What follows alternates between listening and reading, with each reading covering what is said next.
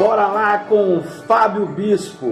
Hoje a gente vai ter um papo legal com o Thiago Mambretti. Ele vai falar um pouquinho mais sobre a sua vida, um pouco mais sobre como ele conheceu o automobilismo, também o automobilismo virtual e também a sua entrada para a Reality XP e principalmente essa parceria que a gente está fazendo.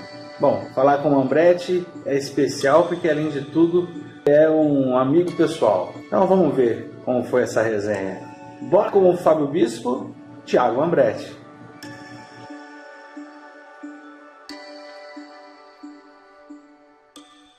É isso aí, bora lá de hoje com o Thiago Mambretti.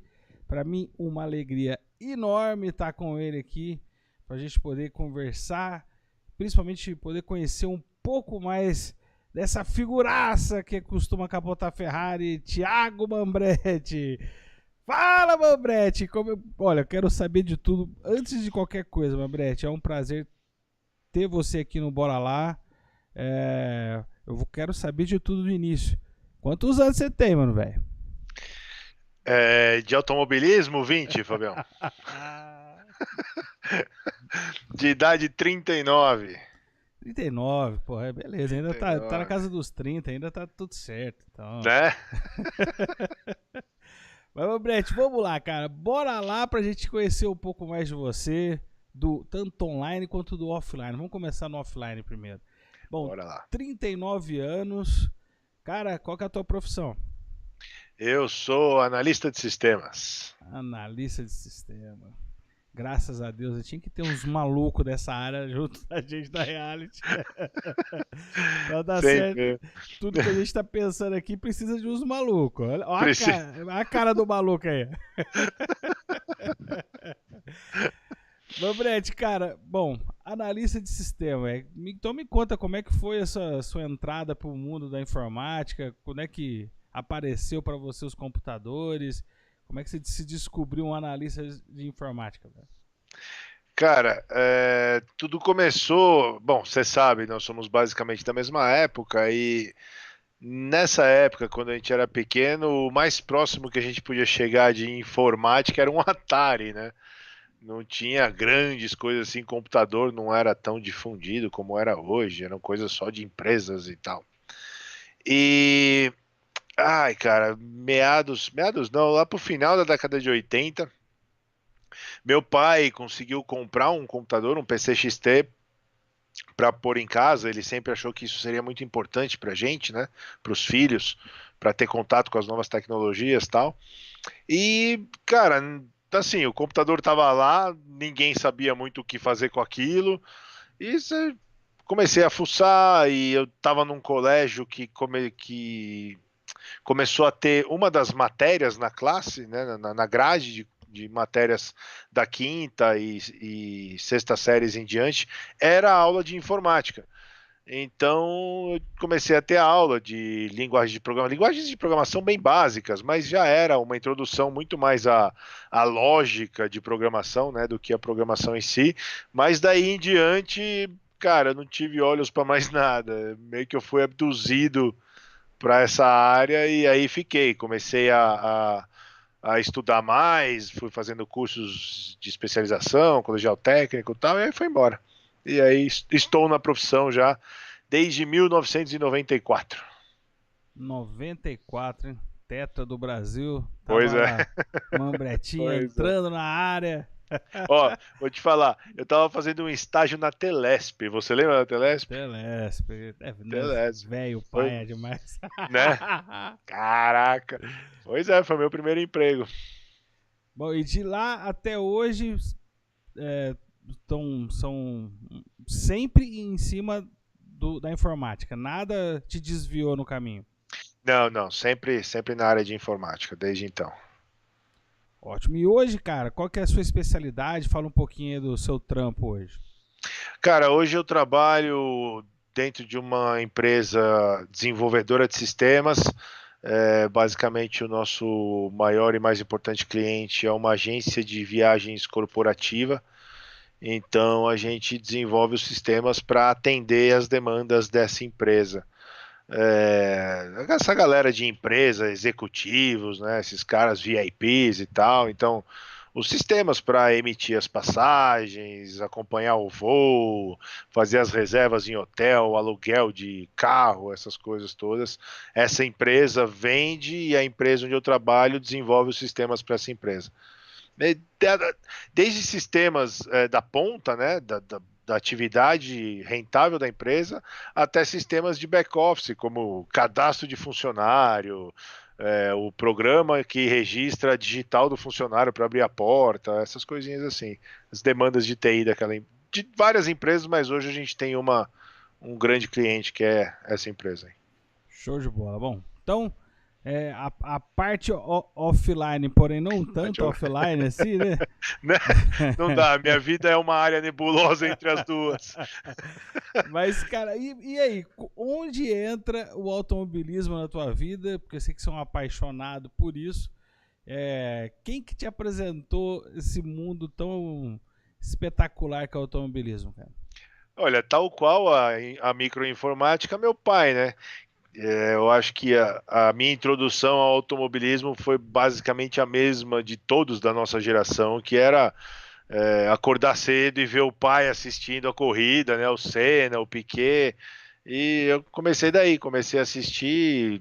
Quando eu já tinha idade suficiente para saber do que se tratava, comecei a acompanhar mais. E desde então, também, mais uma vez, sugado nesse buraco negro da Fórmula 1. Então, o seu pai foi o responsável para você acordar de domingo de manhã para acompanhar ali. Você lembra de quem? Do Senna, do Piquet? Como é que foi a sua entrada, assim? Não, eu sou da geração, assim, não sou da geração, né? Mas eu sempre acompanhei, que eu lembro mesmo, o Senna. Lembro dele correr na Lotus John Player Special, lembro dele correr na Camel. Eu lembro vagamente algumas coisas, acho que do Tri Mundial do Piquet, que foi 81 ou 82. Eu sou de 79, então não são memórias assim tão frescas, mas eu lembro vagamente. Mas que eu acompanhei mesmo, que eu já sabia e tudo mais, me interessava, já era com o Senna. Então, vendo o Galvão Bueno, Reginaldo Leme, aquelas transmissões históricas ali, né? Que os caras não tinham tanta informação, né? Exatamente. Cara, então vamos lá. Vamos lembrar um pouquinho dessa época. Essa época foi onde a gente tinha grandes pilotos na pista, grandes carros, motores nervosos ali. E muito pega, mas muito carro quebrando também, né? Sim, então, sim. Além de tudo, o piloto ainda tinha que saber conservar aquelas máquinas espetaculares, né? O que te fascinava ali naquele momento, cara? Olha, a Fórmula 1 sempre me fascinou muito, a velocidade, mas mesmo naquela época era uma tecnologia muito alta. Exato. Não só, hoje tem muita eletrônica embarcada, né? Mas naquela época era uma tecnologia aerodinâmica. Eu lembro até que nos anos 80 tinha uma parte um pouco mais curiosa, que os carros não eram todos iguais, né? Sempre tinha um designer que fazia uma maluquice lá, que achava que o carro ia voar, né? Então, o que me fascina muito na Fórmula 1 até hoje é essa junção de alto desempenho, né, alto rendimento, tudo tem que ser no máximo, do máximo, do máximo, com alta velocidade e tecnologia de ponta. Show de bola. Bom, então o Senna foi o piloto que te cativou então nesse período. Foi. Como é que foi então ali dia 1º de maio, né? De 94, como é que foi? Você estava assistindo a corrida? Como é que foi? Tava. Cara, se eu não me engano, era Dia das Mães, ou era próximo disso, porque eu lembro que eu estava na casa de uma tia, e em Budas Artes, aqui perto da capital de São Paulo, e tava todo mundo, era antes do almoço, né? Tava ali 10, 11 horas da manhã, porque era Imola, né? Então a diferença de horário também era mais próximo da tarde. Todo mundo assistindo, bateu, aí cada um levanta, beleza, acabou a corrida, tal, mas algumas pessoas perceberam, né? Acho que o Brasil inteiro, muita gente falou, beleza, acabou a corrida, a gente se vê na próxima, mas também tiveram aquelas pessoas que falaram, alguma coisa aconteceu. E eu lembro do Galvão Bueno falando, Senna bateu forte. E aí, putz, depois que todo mundo começou a perceber a gravidade, né, do acidente, que não era brincadeira, aí ficou todo mundo grudado na TV. Lembro do momento que o Cabrini anunciou a morte cerebral do Senna. Ele estava na frente do hospital, lá em Hospital Maggiore, alguma coisa assim, em Bolonha, na Itália. Bom, posso te contar detalhes mínimos desse dia. Lembro da minha mãe, das minhas tias chorando, assim, como se fosse um ente queridíssimo da família que tivesse falecido. Na verdade, acho que todo mundo considerava o Senna um ente querido da família, né? É verdade. Foi triste na escola, no dia seguinte, né, na segunda-feira. Eu acho que foi a única vez na minha vida que eu vi um diretor de escola anunciar que não haveria aula naquele dia e ninguém comemorar. Porque a gente era moleque, né? Então, pô, não tem aula! Ai, que beleza. Não, aquele dia todo mundo levantou e foi embora para casa. Foi. Foi triste. Foi uma semana ali absurda, Nossa. né? O clima, você andava em São Paulo, eu ia de ônibus para a escola, né? Então, nossa, era triste. Eu ficava mais triste de ver tanta gente tão triste, sabe? Foi pesado, foi pesado. Bom, falando nisso, você é de São Paulo. Sou de São Paulo. Legal. Bom, Paulistano da Gema. então, cara, daí, bom, rolou tudo isso, a Fórmula 1 continuou. Muitos brasileiros não continuaram com a Fórmula 1. E você, continuou com a Fórmula 1? Deu um Não. tempo? Casamento eterno, né? Esse eu não me separo, não. Eu sempre acompanhei. Durante algum tempo, principalmente depois do Mika Hakkinen, que só deu Schumacher, né? Eu continuava acompanhando, não tão assiduamente. Então, por exemplo, as corridas de madrugada eu não assistia. Eu assistia aquelas corridas do domingo de manhã, do domingo de tarde e tal.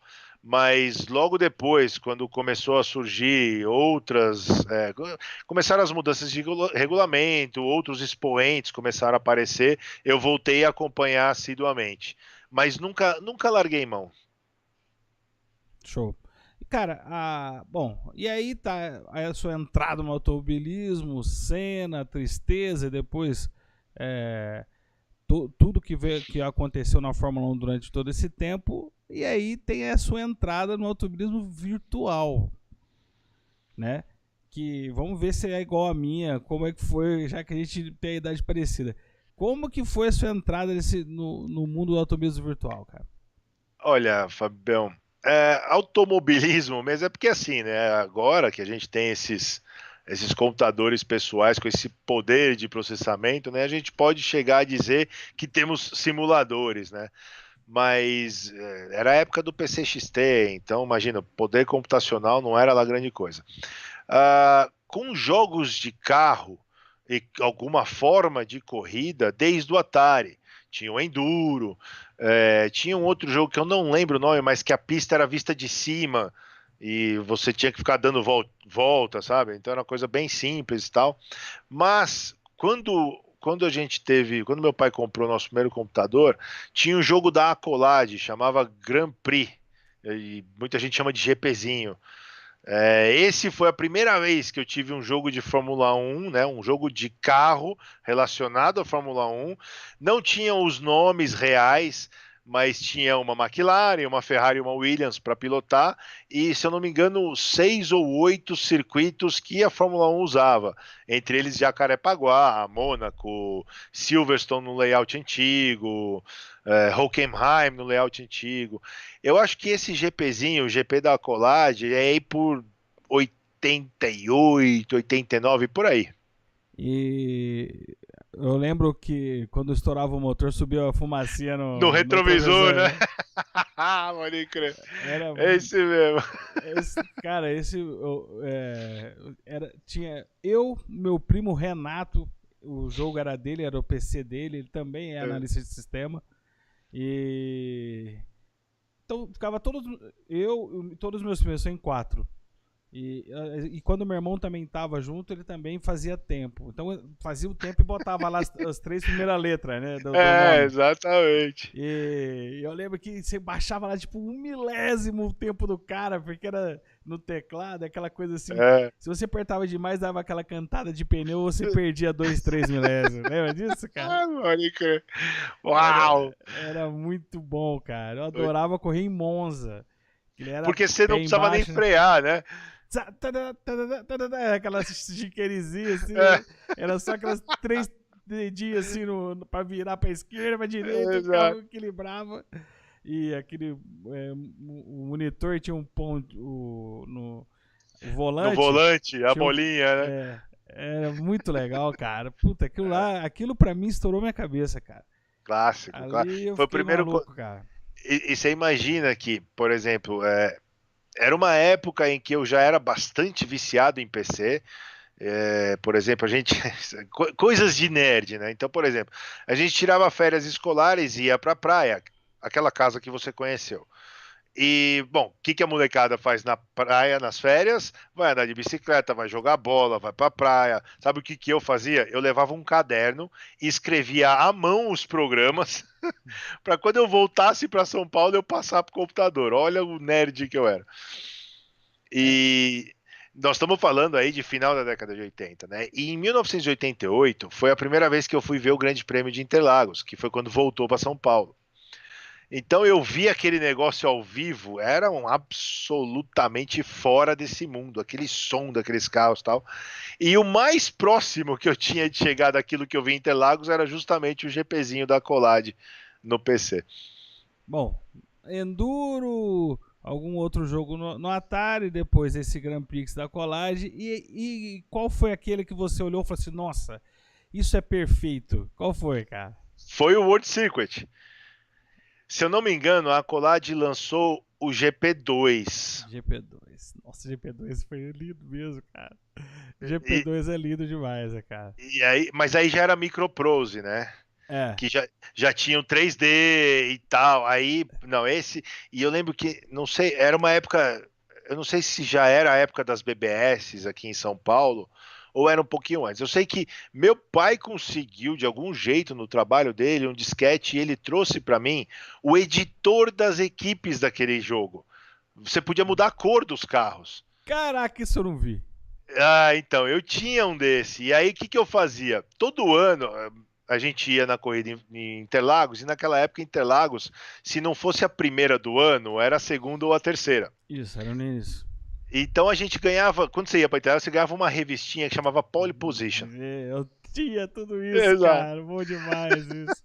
E aí vinham os pilotos, as equipes, tal. Então eu pegava essa revista, entrava nesse editor e todo ano eu ia lá e pintava os carrinhos igualzinho daquele ano da Fórmula 1. E tome o World Circuit Microprose e, nossa, esse jogo, putz, acho que foi o jogo que eu mais joguei na minha vida. Eu lembro da textura do volante. Eu achava aquela textura perfeita. Olha Era. o volante, cara. É. Não, o LCD. Perfeito, né? Lembra do LCD Exato. onde tinha. Nossa, aquilo ali. Você mudava, dava pra ver o tempo que você tava na frente do cara.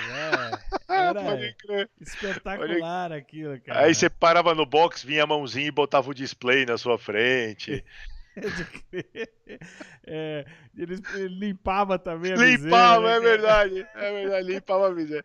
Cara, não, esse jogo, aí você editava os nomes, né, então colocava os nomes dos pilotos reais, e nesse editor tinha um lance que você mexia na performance, então dava para deixar as equipes e os pilotos ali na ordem certa, né. Muito bom. Eu também, pra mim, foi quando eu falei, nossa, esse jogo é perfeito, né? Mal a gente sabia o que vinha pela frente. O Né? que vinha pela frente, né? Mas é que foi um salto muito grande, né? A Fórmula 1 ficou fora do PC muito tempo. Eu lembro que entre o GPzinho e o World Circuit, né? O Grand Prix World Circuit, saiu aquele Indianapolis 500. Lembra que era só a pista de Indianápolis? Esse Indianapolis 500, se eu não me engano, ele também foi pra PlayStation, não foi? Não, isso foi bem antes de existir Antes? PlayStation. Então isso eu não me lembro, eu não me lembro. Não, então, surgiu esse Indianapolis 500 que já era num pseudo, né, um 3Dzinho fake, mas já tinha um certo grau de simulação. Porque aquele GPzinho era divertimento, simulação era zero ali, né? Isso. Simulava, acho que combustível e pneu, no máximo, né? E esse Indianápolis, nossa, era muito bom. Eu ficava imaginando, poxa, se um dia fizessem um desse para pra Fórmula 1, a Microprose foi lá e fez. Ah, não, você fala antes da Microprose. Antes da Ah, eu Microprose. joguei. Era show de bola, cara. Era show de É. bola. Eu acho que foi não sei se foi o primeiro, mas foi um dos primeiros a você trocar a posição da câmera, Isso, né? exatamente, exatamente. Então, você batia, saía peça voando pra todo lado, que era um Exato. espetáculo. Dava até pra correr com a câmera do bico do carro. Eram umas coisas que não É, existia até exatamente. então, né, cara? Tinha a Lola, a Penske e Pode tinha um crer. outro carro que eu não lembro. Então, esse jogo, ele ficou num hiato, né, entre os jogos de PC de Fórmula 1. Ainda bem que a Microprose resolveu lançar, é o Jeff Crammon, né, o nome do cara lá da Microsoft que fez, do Daí, Microsoft Microprose. aí passou um pouco, eles soltaram o GP4, né? Não, aí teve o 2, o 3, o 4, todos esses eu fui acompanhando. O 4 pra mim que foi talvez seja o auge deles assim em termos de qualidade de imagem e de jogabilidade. Que- Cara, você sabe que eu não lembro do 4. Eu joguei muito o 3. Porque se eu não me engano, você me corrija. Teve um que demorou muito para lançar. Eu acho, não sei se foi pro 3 pro 4 ou pro 2 pro 3, e o 3 e o 4 foi logo na sequência, eu não me lembro. Esse que demorou muito, tinha a galera que fazia os mods. Ah, era o 4, GP4. E aí eu fiquei muito tempo. Daí depois foi lançar o 4 e acabou, né? Não teve mais. E É, nesse 4 teve muito mod legal, porque teve. daí eles começaram a fazer. Tanto cada ano que saía, eles mandavam um mod novo, né? Aham. E nisso foi até, sei lá, até o do Rubinho na Brau ainda, Lançaram, é. ainda era esse GP4 aí. E eu lembro que eles começaram a lançar temporadas lendárias. Sim, é verdade. E era Tanto é show que de bola, cara. Era muito bem feito o jogo, era. velho. Não, os modders eram muito bons. Tanto é que até eles lançaram um jogo que chamava Grand Prix Legends, lembra desse? Lançaram, mas esse é dos velhão mesmo, era daqueles É. do charutão e tudo Ah, mais, né? isso, é. Não, mas eu lembro, é que eu lembro que eu joguei muito mais o GP3, porque quando saiu o GP4, eu já fui pro War Factor, que tava muito no comecinho, mas tinha muito mod, tinha muita coisa e eu já tinha comprado um volante. E eu não sei por que no GP4 eu não conseguia usar o volante, alguma coisa eu procurei um outro simulador, foi aí que eu descobri o War Factor. Ah, não, então você acabou conhecendo o FF bem antes de mim, porque eu fiquei no 4 por muitos anos, Ah, entendi. jogando os mods e tal. Aí quando eles começaram a lançar os mods antigos, aí eu ficava maluco.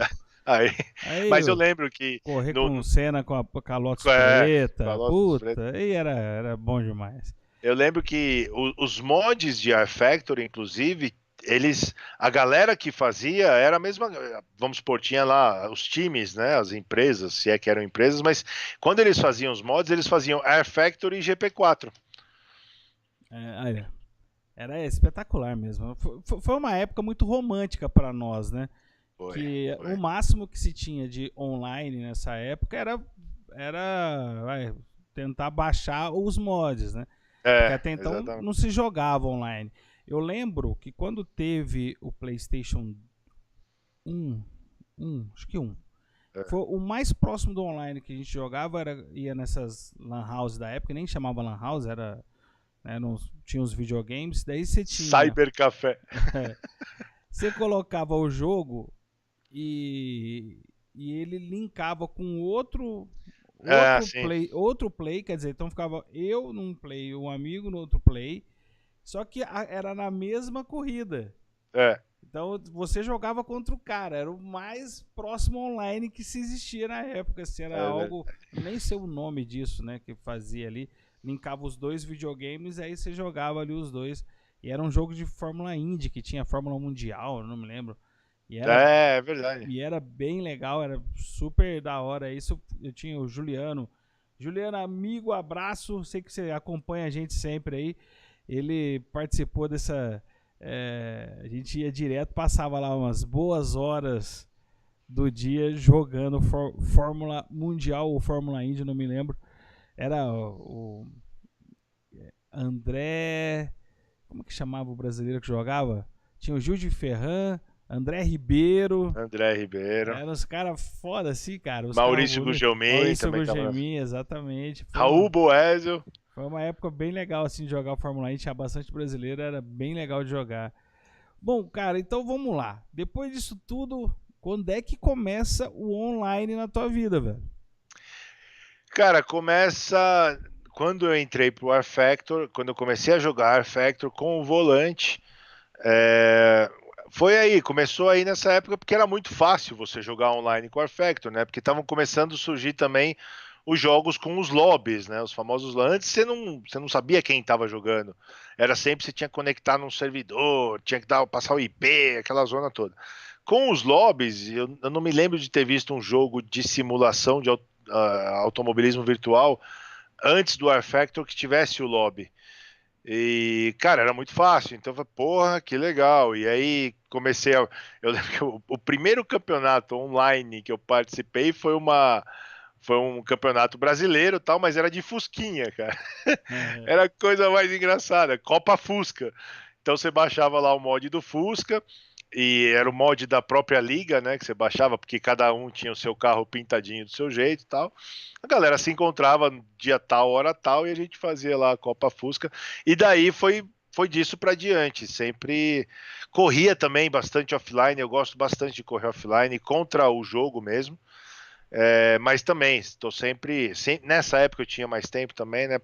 Eu gostava bastante, tinha os mods de F1 e tal. E aí comecei a entrar. Assim, campeonato mesmo, como a Reality ou como essa Copa Fusca, eu acho que eu participei antes da Reality de 3 ou 4, mas não fiquei anos. Tipo, esse já é meu terceiro ano de Reality.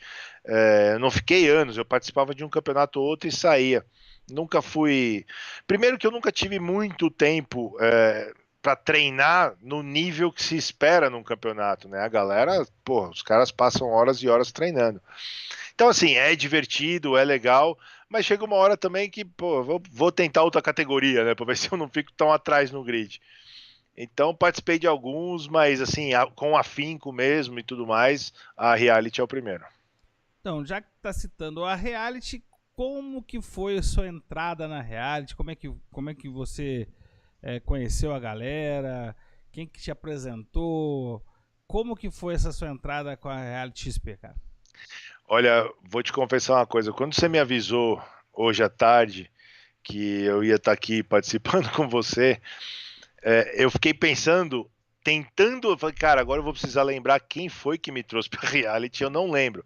O que eu lembro eu estava participando desses lobbies, o lobby normal, né? Você entra lá no jogo e tem lá.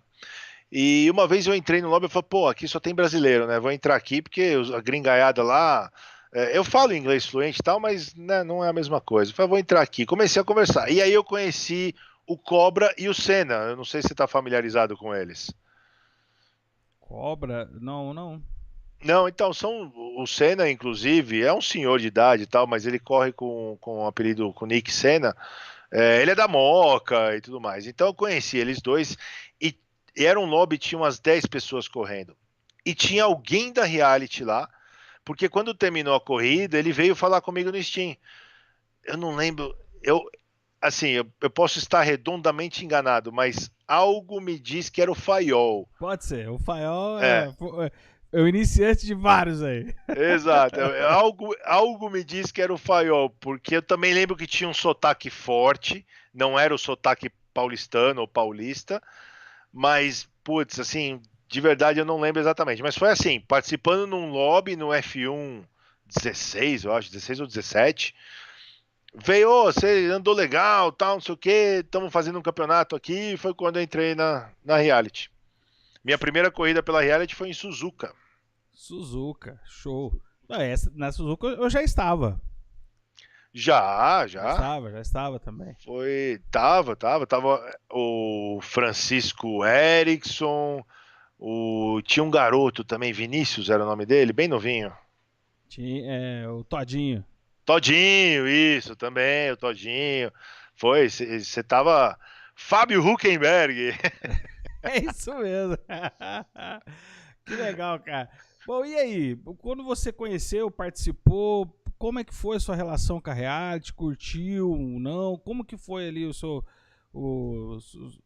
as primeiras visões sobre aquele embrião, né, do que ia ser a reality.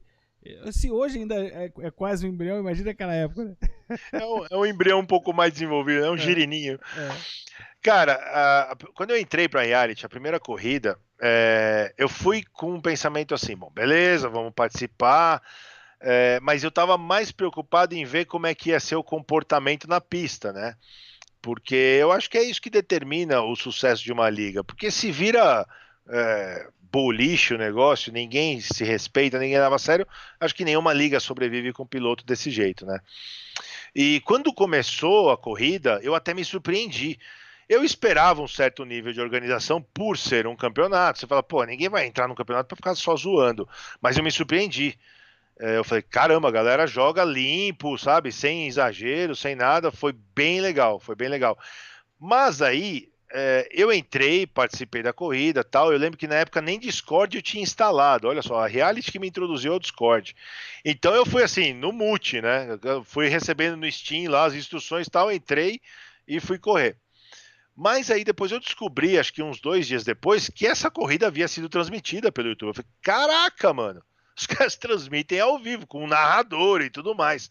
Aí eu falei, não é possível. Se tá nesse nível de organização e nesse nível de competitividade, de esportividade, pô, tá ótimo. Para mim foi uma grata e enorme surpresa ver o nível, como você falou, estava embrionário, mas talvez estivesse embrionário como um projeto, porque como liga e campeonato de Fórmula 1, estava muito bom. Eu fiquei muito surpreso positivamente.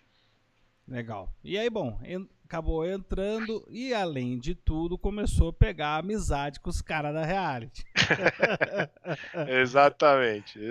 Conta um pouco disso aí também, que essa história é legal. Cara, bom, como todo mundo já deve ter percebido quando eu faço os comentários nas corridas ou nos lobbies, né, pré e pós-corridas no nosso campeonato lá na Pro, a galera percebeu que eu gosto de falar bastante bobagem e falar bastante piada e fazer muita coisa. Quase nada, quase nada. Quase nada, né? E uma das coisas que eu tinha percebido é que era assim, eu gostei, a galera sempre foi gente boa e tal, mas, por exemplo, quando eu comecei a entrar no Discord antes da corrida, era muito sério, parecia velório. Sabe, todo mundo, não, beleza, olha o briefing e tal.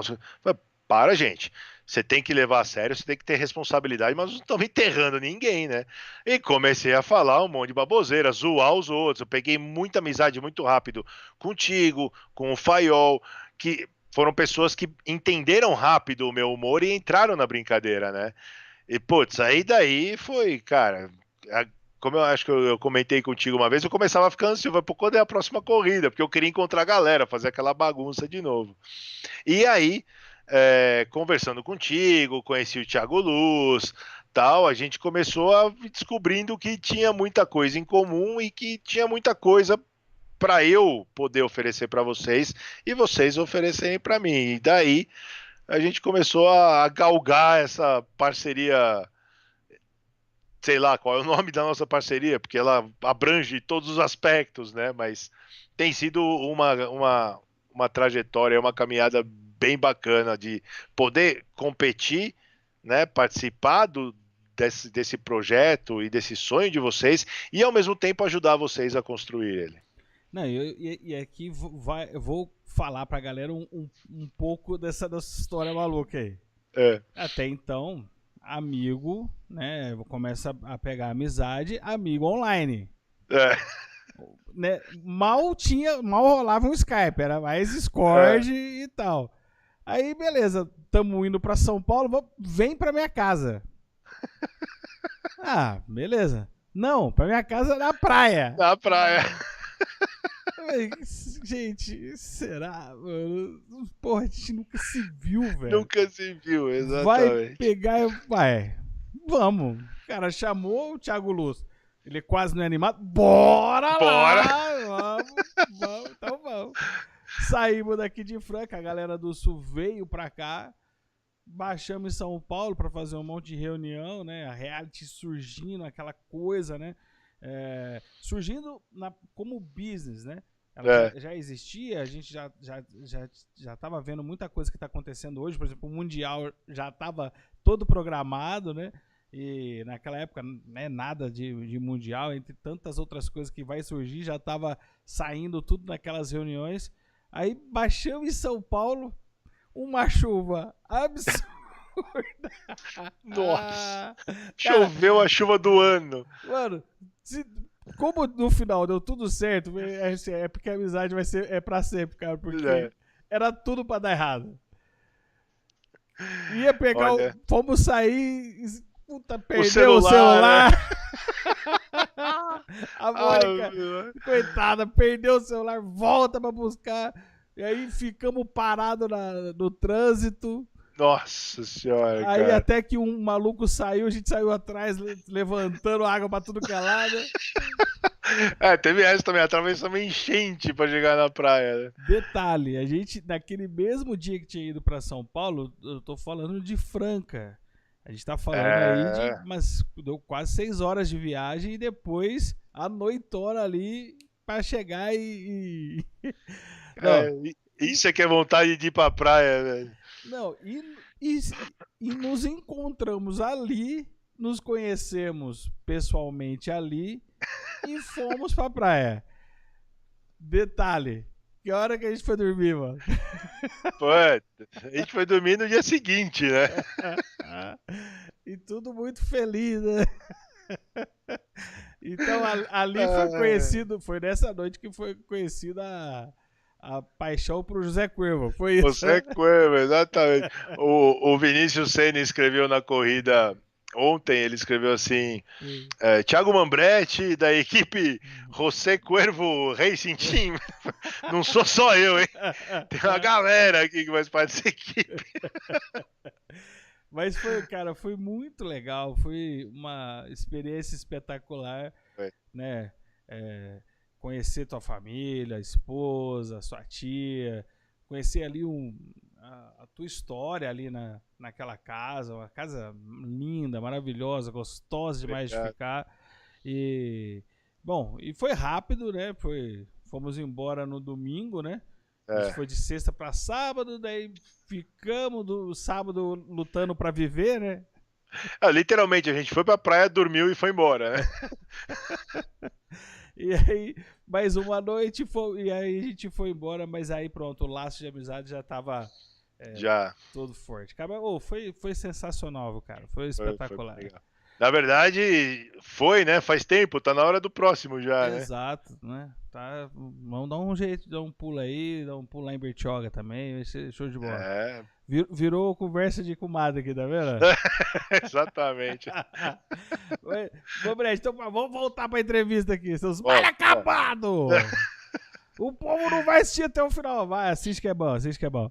Cara, então, beleza. Tudo isso aconteceu nessa bebedeira e outra, surgiu ali a ideia é grande, a gente precisa de alguém como você.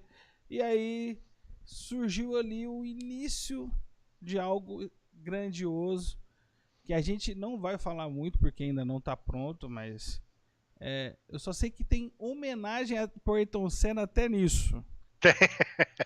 É verdade. Na verdade, assim, só corrigir uma coisa, né? Na verdade, o que aconteceu lá na praia, que o que vocês chamam o início de algo maravilhoso, eu chamo de aliciamento. Pode ser, pode ser. Pode ser, né? Mas sim, a gente tem aí grandes planos. Eu acho que na área de tecnologia, ainda bem que estamos fazendo a reality hoje, né? Que tem tecnologia para fazer essas coisas, porque se fosse 10 anos atrás não ia ter nada disso. Mas tem grandes coisas vindo, grandes planos, e dentro digamos, nesse quesito tecnológico, acredito que a reality está no caminho de se tornar pioneira em muitas coisas. Exatamente, e foi nessa conversa mostrando pro Mambretti o que a reality está, onde ela quer chegar, onde ela estava, né? Primeiramente a gente teve que mostrar para ele onde a gente está e onde a gente quer chegar. E aí o Mambretti percebeu o tamanho disso, viu que era possível desenvolver um programa que nós, cara, agora assim, vai no supetão. O nome é Ron por causa do Ron Dennis do Ayrton Senna, certo? Exato. Agora, qual o significado da sigla? Reality XP Online Navigator. Ah, garoto!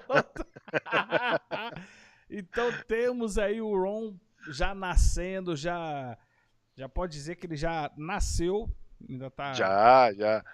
Tá se caracterizando, né? Tá se caracterizando, porque é muita coisa, ele é muito grande, muita coisa vai acontecer. Já o público em geral vai ter acesso ao ROM, mas não agora, daqui um período ainda, porque a gente tem muita coisa para fazer ainda, para fazer muita coisa para testar e tudo mais. Mas de qualquer maneira já tá nascendo, já nasceu algo muito importante, além da parceria, esse programa que vai levar a reality para um outro patamar. Mas mesmo sem o ROM ainda funcionando, a gente veio fazer o Mundial e o Mambretti tá no Mundial. Então fala um pouquinho do Mundial, cara. O que você tá achando? Tanto a parte você como piloto e também o Thiago Mambretti, o comentarista que tá fazendo um sucesso absurdo, cara. Fala pra gente. O maluco das transmissões, né? Não, olha, como piloto, o meu desempenho, por enquanto, nas corridas que aconteceram, foram exatamente dentro daquilo que eu esperava, ou dentro daquilo que eu gostaria de ter como performance, né? Eu não sou um dos pilotos da ponta, da Pro, no PC. Tenho algumas pistas fortes, algumas pistas nem tanto, mas eu tô dentro daquilo que eu coloquei como meta para mim, que era estar no top 10. Eu acredito que no campeonato eu não devo estar dentro do top 10. Se eu não me engano, acho que eu estou em 11º, mas estou ali, porque eu estou sempre pontuando 8º, 9º, 7º, estou sempre por ali. Essa é a minha meta para esse Mundial da Pro, dado todo o tempo, né? Eu não tenho. Hoje eu estava conversando com o Ian William aqui no WhatsApp e ele falou: e aí, como é que tá o treino? Eu falei, cara, eu tô treinando pintar parede, trocar fralda. Não dá, não tem mais tanto tempo assim para treinar. Mas na medida do possível, o campeonato na Pro tá indo bem. E nas outras categorias que eu tive o privilégio de narrar, não, de comentar ao seu lado, cara, do meu ponto de vista, é uma diversão enorme, cara. As terças-feiras e algumas quintas que eu participei tem sido o meu anti-estresse da semana. Eu dou uma relaxada, dou risada, brinco. Eu gosto muito de participar, de fazer essas coisas. Tenho visto o desempenho da galera nas categorias, não só, né, na Pro, onde eu tô, mas, cara, o nível dos pilotos tá, uau, impressionante. Outro dia eu estava até pesquisando, eu estava olhando o canal da Reality no YouTube para comparar os tempos de volta nas pistas de quando lançou o F1 2018 e agora, para ver o quanto a galera evoluiu. E tem pistas aí que os pilotos de ponta estão andando 2, 3 segundos mais rápido do nível que tá essa galera. E comentar, fazer parte disso, né? Tá lá no meio e ver a galera fazer piada comigo no chat. Cara, isso como eu falei, é o anti-estresse, é uma honra enorme.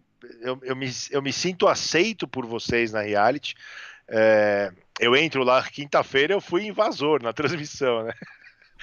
Eu não tinha nada planejado. Falei, quer saber, cara? Eu vou entrar aqui no Discord e vou ficar quietinho, vou assistir aqui escutando o Bispo, mas se ele quiser eu participo. Eu acho, para mim é uma diversão, é uma honra, é um privilégio. Eu gosto muito e, pô, pretendo estar com vocês fazendo essas palhaçadas todas. Maurício, desculpa. Maurício é um cara todo serião, né? Às vezes eu tava ouvindo, eu falei, cara, eu entrei e comecei a fazer as piadas com o Fábio, mudou a transmissão, velho. O bagulho tava certinho ali. O Maurício vinha, falava, não, porque o piloto A, o piloto B, tal. Nossa, a hora que você falou, e eu tô vendo aqui o Mambretti, desandou, né? Não, e eu vou falar, e ali a gente foi a prova de fogo, hein, velho? Porque caraca, ainda deu pau na transmissão. Nossa. Porque isso acontece, né? Normal, Se acontece na Rainha Globo, não vai acontecer na reality, mano. Exatamente. Aí, mas só que a Globo não tem, a gente tem o El Piratão. Ele, Piratão, André Silva. O André Silva trouxe pra nós uma maneira pra gente poder transmitir e, porra, acabou salvando a transmissão ali e foi show de bola. Mambrete, cara, olha, chegando à parte final aqui, eu queria... Bom, antes de te agradecer, eu só queria te pedir uma história, cara. Que dessas corridas que você participou, eu lembro de uma corrida nos clássicos que você foi muito bem. Me conta aí uma corrida tua que você lembra, puta, essa aqui foi foda. Como é que foi seu sentimento? Fala aí. Cara, a minha melhor corrida na reality, que foi aquele segundo lugar no Canadá, que era uma corrida que aparentemente não ia dar em nada, e a partir do segundo terço da corrida, eu comecei a perceber que o meu ritmo estava bom, eu estava alcançando a galera na frente, estava em quarto, daqui a pouco eu estou em terceiro, e eu lembro, assim, também, com detalhes, a minha sensação nas últimas voltas, do tipo, cara, presta atenção na corrida, foca, porque eu já tava imaginando o Bispo falando, lá vem Mambrete, e não sei o que, e eu feliz porque ia terminar em segundo, perdi, foi uma corrida que eu só perdi pro Rodrigo Trindade, se só pede pro Rodrigo Trindade, quer dizer que você não perdeu pra ninguém quase, o cara é alien, né, então, pô, eu tava felizão e tal, e eu lembro da sensação, meu pé batia, meu pé no pedal, meu pé batia, porque tava tremendo minha perna. Então eu lembro, foi uma sensação muito boa, um nervosismo, sabe? Mas foi muito legal. É uma sensação que, como você pode perceber, faz tempo que eu não tenho de novo, mas tô lutando pra ter ela de novo. E foi o segundo lugar no Canadá, né? No Canadá, e o dia da capotagem, cara. Eu confesso que a hora que eu errei aquela R160, né, 180 do Japão, a hora que o carro saiu de traseira, o único reflexo, assim, eu tentei corrigir, mas, pô, naquela curva você tá 300 por hora. Então, quando eu falo eu tentei corrigir, já tinha passado 3 segundos que o carro tinha saído da pista. Quando ele bateu e capotou, eu comecei a rir imaginando você na transmissão.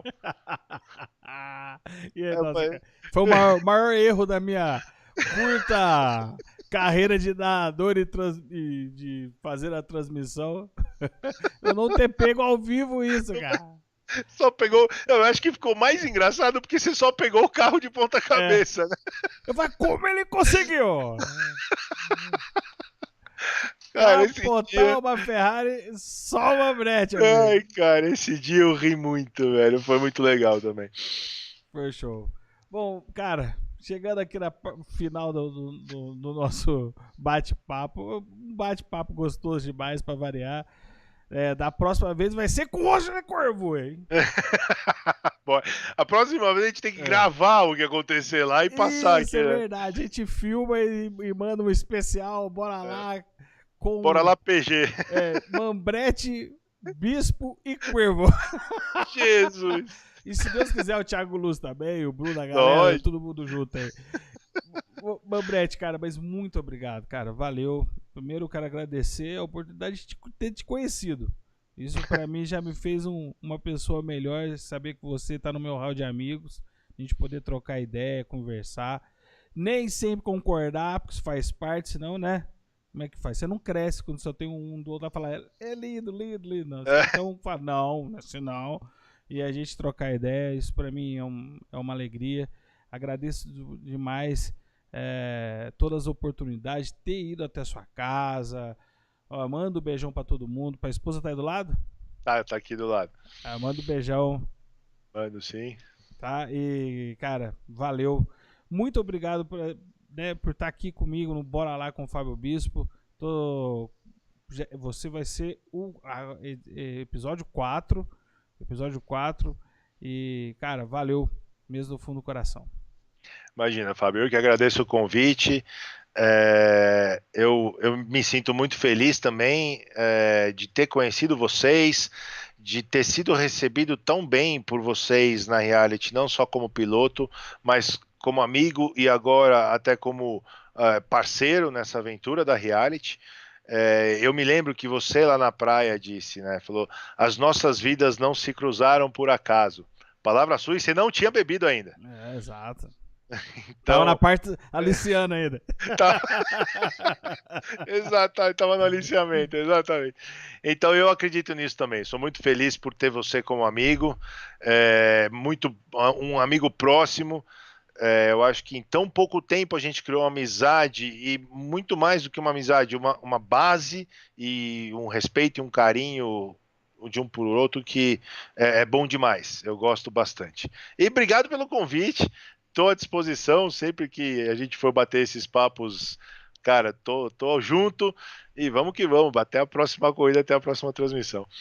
Boa, valeu, cara. Muito obrigado. Bom, e para você que está aí nos acompanhando, fica o meu agradecimento mais uma vez. Compartilha, curta o nosso canal, põe lá no sininho, faz tudo que tem que fazer, mas divulga. Vamos semear essas informações aqui da Reality XP, um pouquinho mais sobre essa grande pessoa, Thiago Mambretti, e a gente vai fazendo esse universo de experiência cada vez maior, né?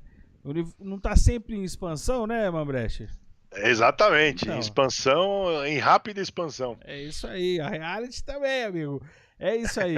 Gente, então fica aí. Daqui um pouquinho a gente vai saber quem vai ser o próximo convidado, mas fica por enquanto fica na surpresa, beleza? Galera, muito obrigado, fiquem com Deus. Bora lá com o Fábio Bispo mais uma vez. A gente se encontra daqui a pouco. Grande abraço.